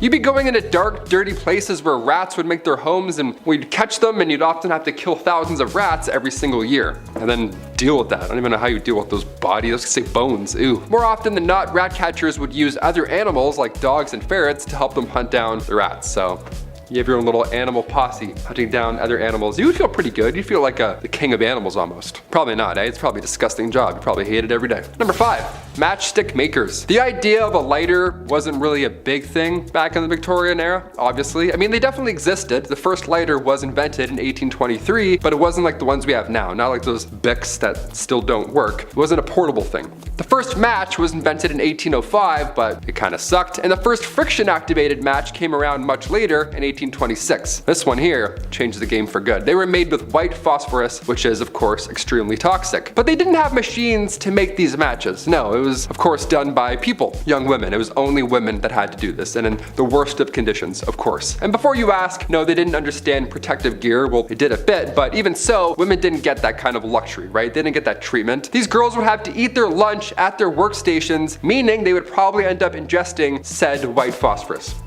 the entire shift. History is horrible. Number 4. Resurrectionalist. Alright, back in the day, medical schools who wished to study the human body only really had access to the bodies of criminals who had hit the end of their line, right? You're not gonna go dig up someone's wife and be like, hey, mind if I study her? He's like, no, please. There actually weren't too many of these bodies around to begin with, which led to a good price for bodies that were in, well, reasonably good condition to, study up close, other than being, deceased and disgusting. This wasn't exactly the greatest idea, sure, I'll admit that. Now you've probably created an opportunity for people with no morals or empathy to go and dig up fresh graves. And that's exactly what happened. People would become their own resurrectionalist. It's a cool name for a god-awful profession, if you want to call it that. The problem was so bad that people had to protect, they had to guard the graves of their recently deceased loved ones, or else these guys would come in and try and dig them up and sell your nana for like 20 bucks. You have to stay there for 4 nights and guard her. That's crazy. No one should have to do that. The Victorian era sucked. No one should have to do that. Or this next one here. Number 3, train engine cleaner. Yeah, this one's gonna suck. It sounds yucky already. For this job, you were required to get into, of course, pretty tough positions to, well, clean the engine of a train. Train engine cleaners would have to get inside a small hole in the engine of a train and shovel out all that coal that was left over. Yeah, as if shoveling the coal in wasn't bad enough, now some guy's gotta crawl under and shovel it all out. Nope. They go underneath the train with a dusty ash pan and they work away all day long and nights. These guys would spend their days shoveling 5 to 6 tons of coal into the furnace of the steam trains and then spend their nights climbing into the same furnace to clean it out. Every time I watch the Polar Express, it's always so magical, it's always a great time. But even on the Polar Express, there's a guy shoveling coal all night long on Christmas Eve. You know what I mean? That's how bad this job is. Magic can't even save it. Couldn't even picture a worse job to have with this goofy back. Imagine that. Imagine me doing this all day. No way. I'm gonna make it 1 week. Number 2, funeral mute. Yes, death. Happened quite a lot back then. I thought being a pallbearer had a lot of pressure, don't drop them, all that kind of stuff. Victorian London saw many, many funeral mutes. Now, Oliver Twist, one of the lousy jobs in that tale, was that of a funeral mute. Oliver Twist is like, this one sucks. Well, it really sucks. Mutes were required to dress, of course, in all black with a sash while carrying a long cloth covered stick, and your job would be to, well, to stand and mourn and not say a thing the entire time. You'd have to stand at the door of the recently deceased home and just welcome death. Just embrace it. You have to be death. The mascot for death is now you. Horrible. In Victorian London too, you're gonna breathe in a fresh rotting body. Nice, that's good. I have about 4 days left, thank you. And after that point, you would lead the coffin all the way to the graveyard. Nice and slow, like you were leading a marching band. Only it's not music, it's death behind you. And finally, number 1, a chimney sweep. I remember doing this when I was a kid. Okay, I got some questions now. I'm gonna make some phone calls after this list. I had to do this when I was a kid, but back then it was a lot worse. It wasn't a chore, it was an actual job. This was a terrible job to have in Victorian London, obviously. Chimney sweeps were famously young men, guys. I can't say anything else here, but they were young lads. That's it. History is pretty horrible, right? You could fill it in. 1840 was a good year, all things considered, because a law was passed that made it officially illegal for anyone under the age of 21 to climb in and clean a chimney. Nice. I was 18 cleaning my chimney at home. I had no idea. I could have busted out this law and been like, actually, 3 more years, Dad. See ya. Just moonwalk out of there. I'm not cleaning anything. Just the kitchen for now. I'm not using that tiny little brush. Why do all chimney sweeps have a tiny brush? Give them a bigger brush, Number 10, no calling, no gifts. This is a time in history when men were told to be gentlemen and women told to be ladies. Naturally, that came with some weird social practices. For instance, women were discouraged from accepting gifts from men. Personally, I like to give my girlfriend flowers and chocolate. I'm a classic guy, what can I say? Can't go wrong with that. However, even if a handsome silver-tongued devil such as myself were to give some flowers and the finest dark chocolate a 7-Eleven has to offer, and a most promising woman were to accept said gifts, she may not be able to call me back. Literally because, well, the phone isn't exactly a thing yet, and also because that's something else women were just discouraged from doing. Call on a man? No way, Jose, even if he is super nice and waiting for a genuine response. One etiquette guidebook from 1882 called any woman who calls on a man ill-bred and positively improper to do so. I like when people give me flowers and chocolate. Maybe call me sometimes, I'm a little lonely. Number 9. Act like a lady. How dare ladies do anything unladylike? Oh, said every man ever in the Victorian era. This is a time in history when ladies gotta be ladylike. That means makeup, corsets, and don't you dare do anything masculine. Oh, that's me angry. This is still a time when food isn't the greatest either, so imagine if you got an upset tummy at the dinner table. Happens to me a lot. You've got a handsome prince that your parents have arranged for you to marry. When you go to greet him, you do it with a simple gesture, as kneeling to curtsy could turn your linens a certain shade of embarrassment that 1800 stain cleaning technology could never wash away. You'd poop yourself. Where's Billy Mays when you need him, right? How dare women do such things as go number 2, or even worse, break wind? Oh, the nerve. That's just the way it went, folks. I don't make the rules. Number 8. Charged with love. Naturally, this was the past, and not being open to homosexuality was just the way it was. Especially when tucking yourself into bed at night alone wasn't allowed either. Homosexuality just wasn't gonna happen. They just weren't gonna be approved of it. It's just how it goes. It sucks. However, it's almost as if there's been love on this earth since day one, and to stop that kind of love, it's just silly, man. Wherever I go, everyone is welcome on this channel, or my Twitch. Chetty loves everyone, because in reality, this is a time period where you could wind up in jail for that kind of love. And as Austin Powers would say, that's just not very groovy, baby, yeah. Strangely enough, homosexual relationships between women might have been completely overlooked, as they were sometimes mistaken for women being friends. Yeah, I know. Some women even lived together, but given that they probably needed each other for financial support, people just kind of thought that's how it went, and they ignored it. It's like they live together, and you start putting the pieces together, and it's like, you know, I don't know, something weird going on there. But love everybody, come on, be nice. Number 7, a good thing. If I'm talking about medieval times, there's a good chance I'm gonna bring up the super not cool, not fun, do not condone or support the behavior of marrying a woman at the age of 12. Yucky. In part 1, I mentioned that there was a ton of corners and streets being worked by the only other job besides street cleaners at 3 AM by women. However, after venereal disease was becoming a serious issue, it was getting pretty bad. It was becoming clear that a lot of people who were getting sick were young women, like 11 to 16 age group. Ooh. Which I shouldn't have to tell you is bad. That's pretty bad, dude. When I was 16, I was rocking Black Ops 2, hanging out with my buddies, and partying hard in the summer. I got a lot of good stories, maybe I'll share them one day. Catching all that nasty stuff is no way to spend your youth, so thank God the government changed the age of consent to 16 years old, which I know is not a solution for everything that was going on, but it was a small step forward in the right direction.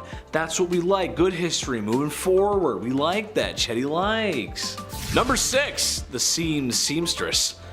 Being that the Industrial Revolution had started and business was booming, people needed to travel for business, or more specifically, men needed to travel for business, which means they gotta be away from their wives, and that means they're away from the very thing we're talking about today, bedroom stuff. How did men solve this issue? Well, there was no shortage of ladies roaming street corners to aid in that matter. However, there's an option with a little less syphilis. There were aids or early blow-up dolls called travel ladies.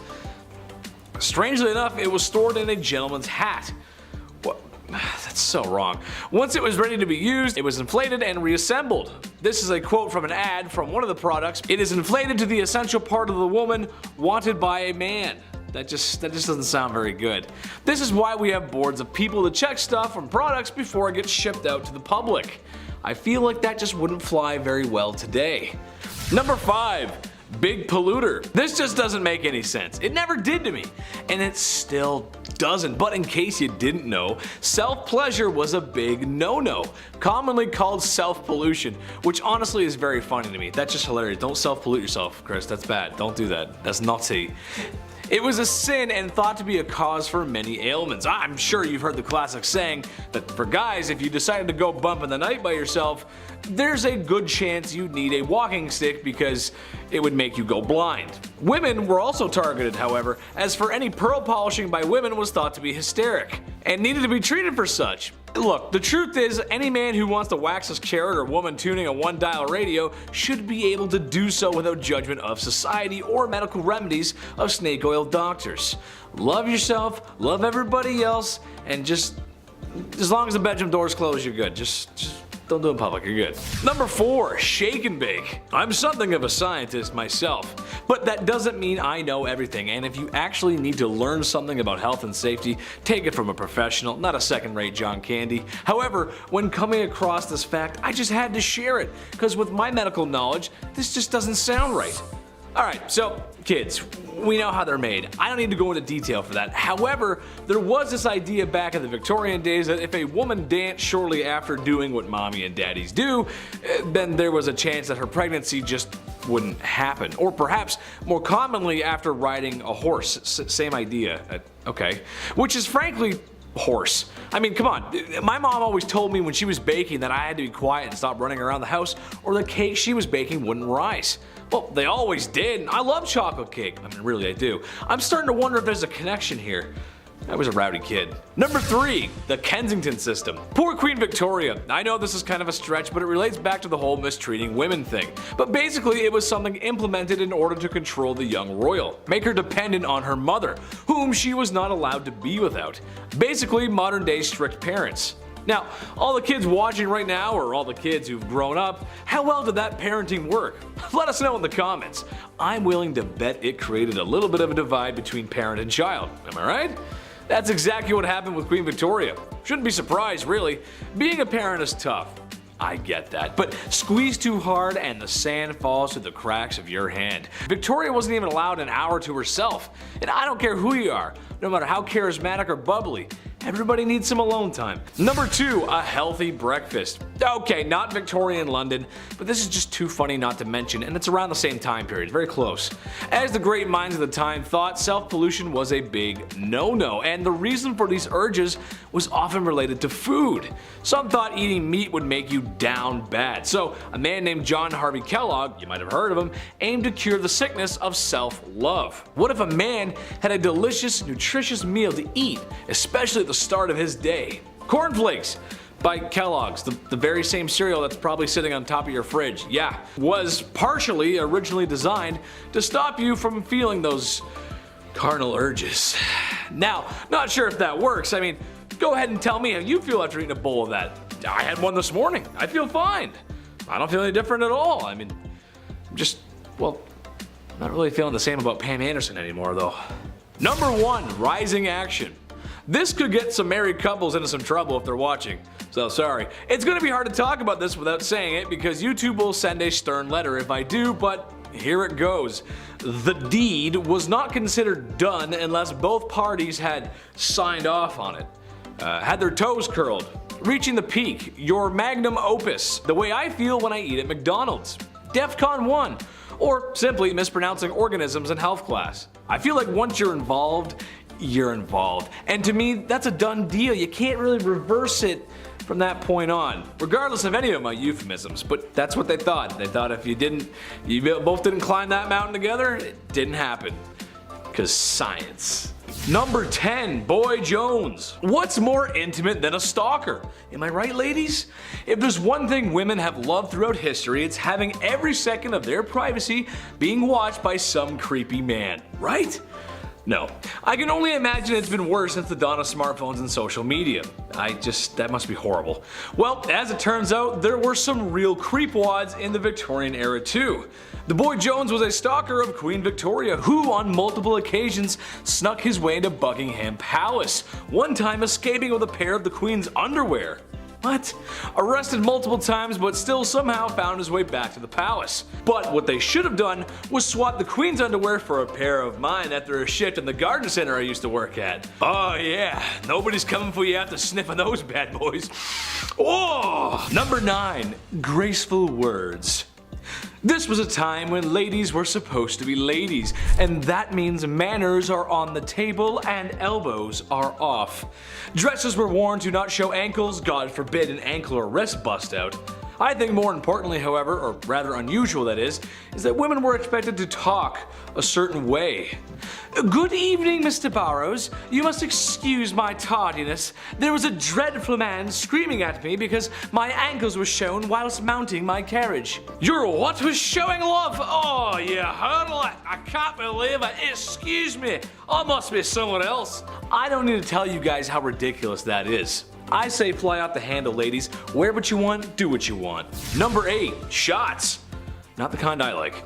Well, I don't know about you guys, but nothing ruins the mood for me and my lady like being fired upon. Yikes. I'd like to stay the night, kid, but the automatic gunfire coming from outside is starting to get to me.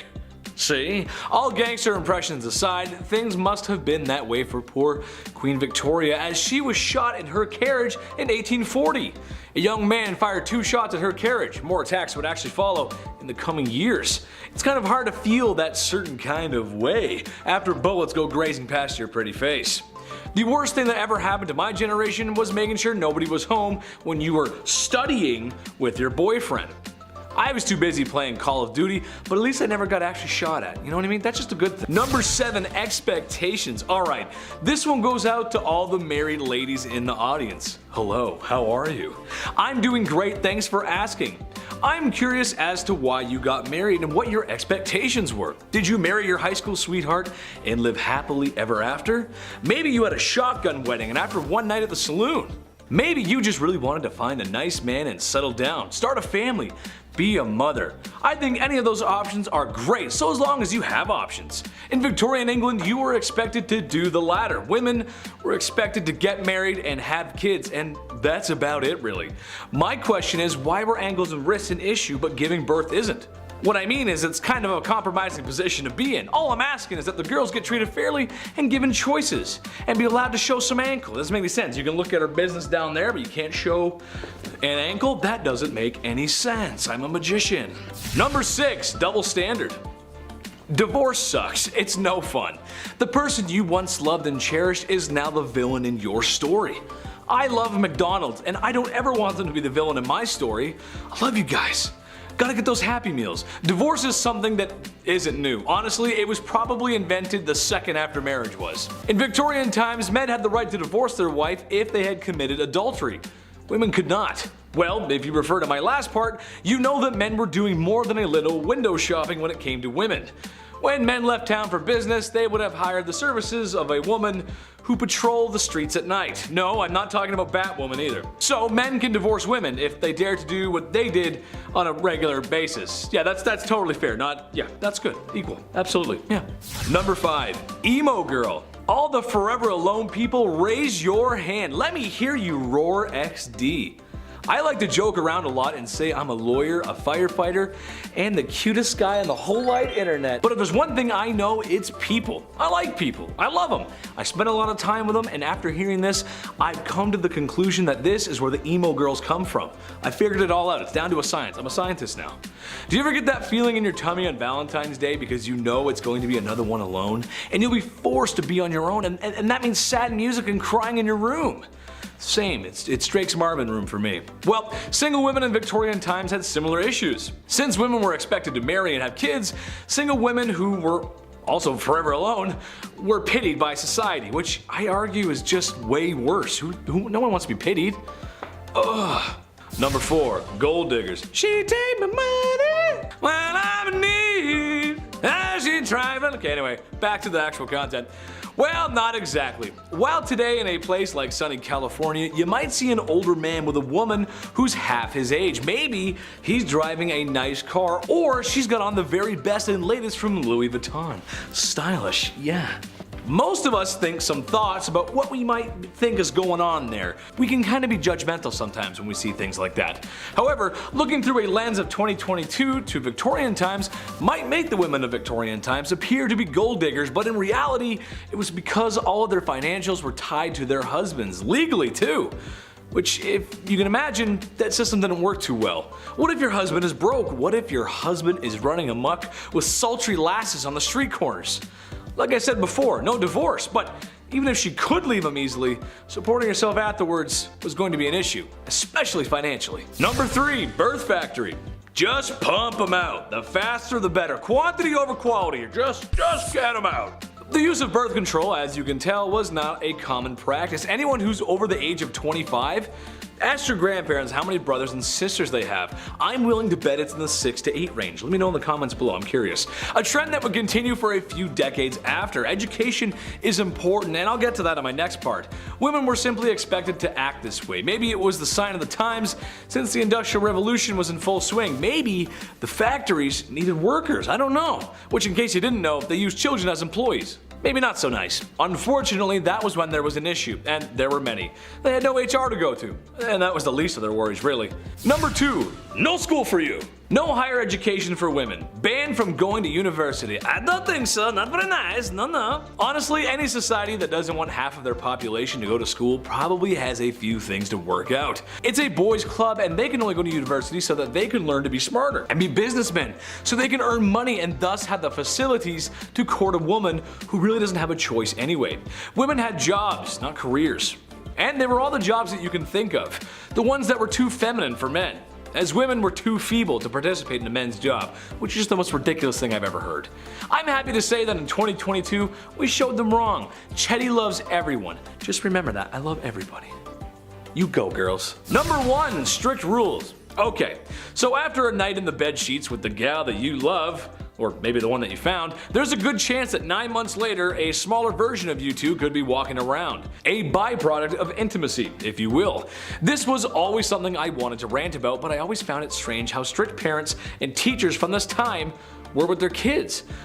You gotta brush your hair, bed made, and whatever you do, don't ask for more gruel. Please, sir, could I have some more? Whatever that Charles Dickens book was, I think it was Oliver Twist. They made us read those books as kids, and I don't know why, because they're kind of boring. From the extreme military code ethics happening at home to the long days in a factory at work, being a kid was tough, man. Earning the punk rock blues of today. I'm just a kid and my life is a nightmare. At number 10, death photography.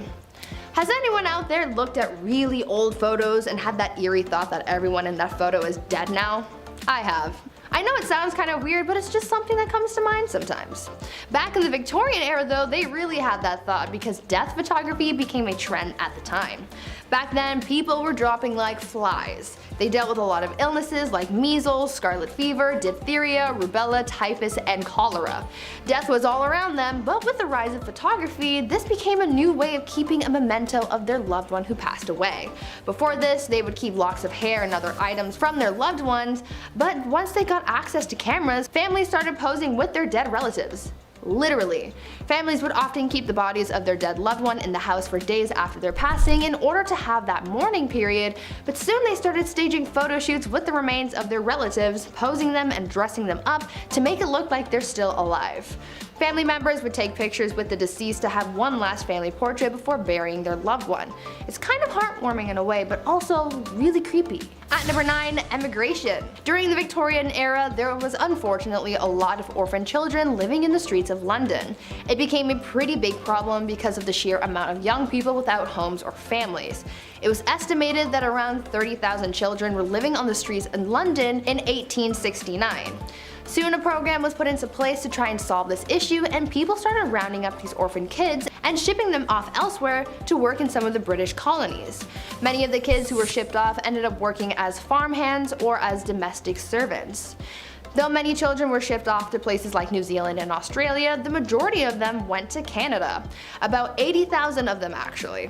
They were sent away with hopes that they would be able to live better lives, but unfortunately for many of those kids, they didn't end up having any better luck in compared to when they lived on the streets. This practice ended up becoming pretty controversial, as you can imagine. Before we carry on talking about the strange things that happened in the Victorian era, why not take a moment to leave a like on this video if you're enjoying it so far, and while you're at it, consider subscribing to the channel to see more videos like this one. At number 8, mental health. Back in the Victorian era, the study of the human brain and psyche was still relatively new, so no one really knew what was going on up in people's noggins. Mental asylums started to pop up, and people started getting diagnosed with mental problems, even if the diagnosis wasn't accurate. The 3 labels that a patient could fall under were the manic, the melancholic, and those with dementia. The symptoms for those big 3 labels often varied, and people were admitted to asylums for some pretty messed up reasons.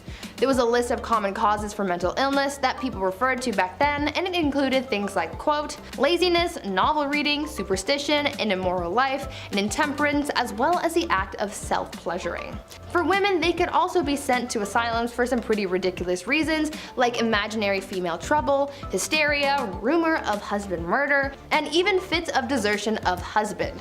I am so glad things have changed since then. At number 7, grave robber.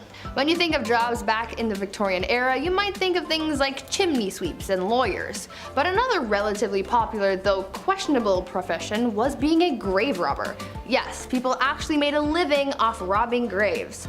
As people studied medicine, they needed cadavers to practice on, but there was a law saying that only the bodies of those who had been executed for a crime could be used as a cadaver, and since the laws changed to include less and less crimes having death penalties, soon people started running out of cadavers to practice on, and this gave way to the boom in the grave robbing industry. People could make a pretty penny for snatching bodies from cemeteries and selling them to medical professionals and students. Fresher bodies went for more money, and the grave robbers not only made money off the sale of the cadaver, but they also charged a fee, so they ended up with a little extra cash in their pockets. Eventually, the grave robbing business became such a big problem that cemeteries started installing watchtowers and guards to prevent people from getting away with the dead. At number 6, beauty. I've talked about this before in some past videos, but the Victorian era was famous for its strange beauty practices, so I just had to include it on this list. You're probably familiar with the makeup from the Victorian era.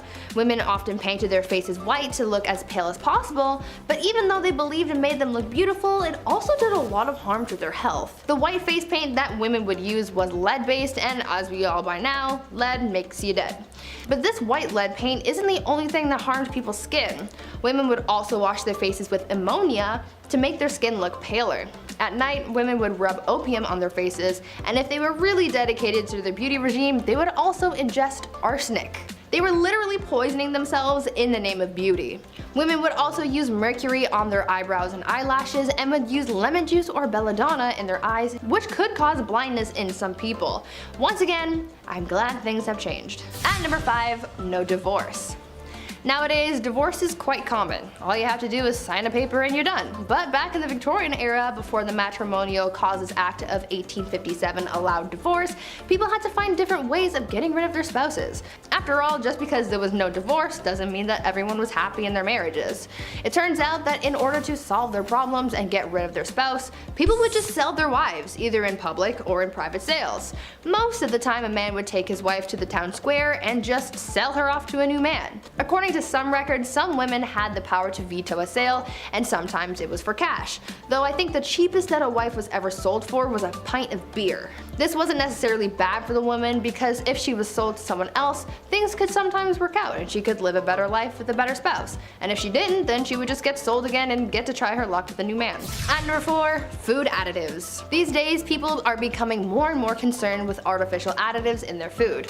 All natural, organic, pesticide, and hormone-free food is becoming more and more popular, but back in the Victorian era, people were putting all kinds of additives in their noms, and a lot of it was really, really bad for you. Like, we're talking deadly. Chalk and alum were often added to bread dough to make it whiter, and sometimes pipe clay, plaster of Paris, or sawdust was added to the mix as well. Red lead was sometimes added to cheese, lead was added to cider, mustard, wine, sugars, and candies, copper sulfates were used in preserving fruits, jams, and wine, mercury was used in candies, and even ice cream was made using a water and chalk mixture. All of these unsafe ingredients are actually what prompted the food safety industry, because no matter what's going on, You shouldn't be eating lead, chalk, and mercury. At number 3, corpse medicine. Now earlier I mentioned the whole grave robber industry and how that really took off during the Victorian era, but now let's talk about how they used corpses in their medicine. Back then, some people believed that consuming certain parts of the human body could cure their ailments. I know.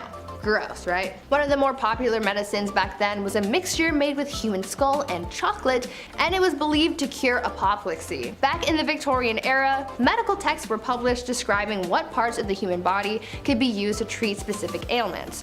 One text described mixing the skull of a young woman with treacle to treat epilepsy. Another text says that you could treat paralysis with a candle made of human fat. Apparently, executioners were linked to this type of medicine as they would, execute someone and then use the remains to become a doctor and treat people's illnesses. Imagine Grey's Anatomy, but with Victorian medicine. Sounds like an interesting thing to watch, but also probably not to experience. At number 2, mummies. Speaking of dead people though, people from the Victorian era were oddly fascinated with mummies. I mean, I can understand the fascination to a certain extent because they're old and cool, but of course, these people just had to be extra weird and take that obsession with mummies to heights that they didn't need to be. People used ground up mummies to make paint. Pieces of mummies were sold in jars, and they were even used in advertising. One candy shop put a mummy on display in the store, claiming that it was the daughter of a pharaoh who saved baby Moses. I mean, that's weird, right? I understand that this was all happening as archaeologists were starting to uncover lost treasures and secrets from Egypt, but I mean, a mummy in a candy shop? Seems a little much. And finally at number 1, baby farmers. Now for what I believe is probably the most disturbing thing from the Victorian era, baby farmers. Basically, this was an industry of women who would take unwanted babies and either take care of them, give them to new parents, or unfortunately have them disposed of. One famous case of the darker side of baby farmers comes from a woman named Amelia Dyer.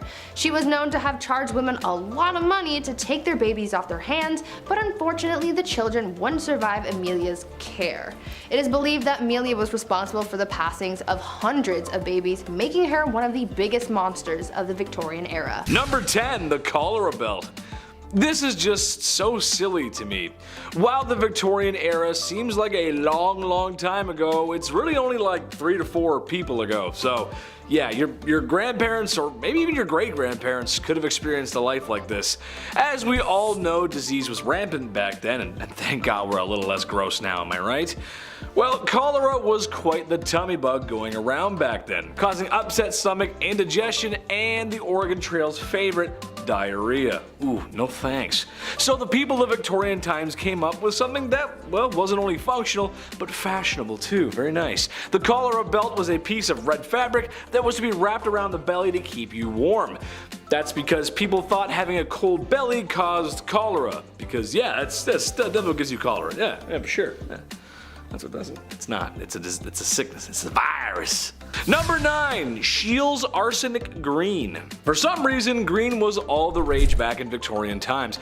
I'm not sure why. I'm personally not a fan of green, but except for the green screen. We love that. I know you guys can't see that, but I love the green screen. When I was a paint mixer, sometimes people would bring up the wildest colors for me to mix, and they weren't for art projects. They were for walls. So weird, but I digress. There was a common color back then called Scheele's Green. It was made in a lab by a spooky, scary Swedish guy named Scheele. Go figure. This color was used in everything, dresses, fabric, paint, you name it. The trouble is, it was a compound of copper and arsenic. Therefore, it was toxic and caused a lot of harm. It also had links to cancer. For example, when Napoleon was banished to St. Helena, the walls of the house he was staying in were painted with shades of Scheele. Eee, that's not good.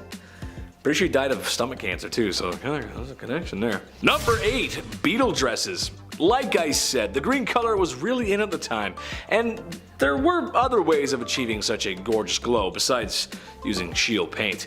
Similar to how Cleopatra made her eyeliner, some dresses in Victorian times were made with pieces of beetle. Ugh.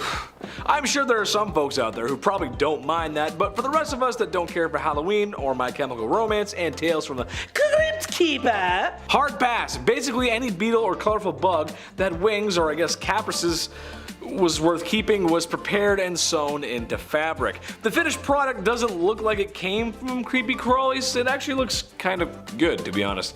Mind you, this is a time when a lot of things were still done by hand, so there's a little bit of love in each beetle you stitch. That's kind of nice. Mom helped out with that one. That was nice. Number 7, wearing black for weeks. Losing a family member is tough. Life can get hard. In Victorian times, passing away was a big deal. There was usually a big funeral, flowers, tears, everything, the whole works. The crazy part is, you were expected to wear black, or mourning clothes as they were called, thought to be an outward expression of one's emotions and feelings. However, it's not like that one funeral of the distant uncle you had, where as soon as you got home you ripped off your suit and hopped on Call of Duty to see what your friends are doing. Oh, on the contrary, my ninja diffusing friends, because in Victorian times, your search and destroy matches would require you to wear those black mourning clothes for a long time. Sometimes even weeks and months on end. Queen Victoria wore hers for years after her husband passed, and it was odd to see her in anything but black. That's a weird story. That's crazy. Number 6, aniline dye. In 1856, William Henry Perkin was trying to create an anti-malaria drug using aniline. After all, the British were spending an awful lot of time in foreign nations doing as the British do and needed a cure to keep doing what they do. Well, he did not find a cure for malaria, but he did discover it makes a very lovely dye that makes deep reds, purples, and black. You need that for the funerals. Naturally, this picked up a lot of steam and began to be used in everything from socks to shoe polish. Yeah, I know, right? Trouble is, once people got enough exposure to the clothing with aniline dye, their skin would go red, itchy, inflamed, and was known for causing really bad headaches. That's because it would absorb to their skin and poison their blood. That sounds pretty actually, I don't want that. Number 5, zinc chlorine coats. This one's bad, man, but it was stopped before it became a trend, thank God. Picture this, it's Victorian London and you're but a humble city servant. Your job is to clean the streets. One night it begins to rain, as it is known to do in England. I hear it rains there a lot, I don't know. And the city provides these humble men with coats that have a zinc chloride layer in the fabric. It was supposed to protect against rain and wetness and whatnot. A lot of chemistry in this video, but some might already guess that this was a bad idea. Zinc chloride is not only corrosive, but water soluble. So, after a shift in the rain, a lot of these men came back with really nasty chemical burns. And no, they didn't have emergency showers like in Heisenberg's RV. They didn't have that, or your high school chemistry class. It was really bad. They stopped it immediately, because that's really bad. Number 4, asbestos fabrics. Chris will like this, he'll remember these. Picture this, it's 2004. It's Saturday afternoon and your dad just got finished watching an episode of Trucks. Nice. And now you have control over the TV remote. Saturday morning cartoons, here we come. I used to love the Kirby Show, he's one of my favorites. Love that guy.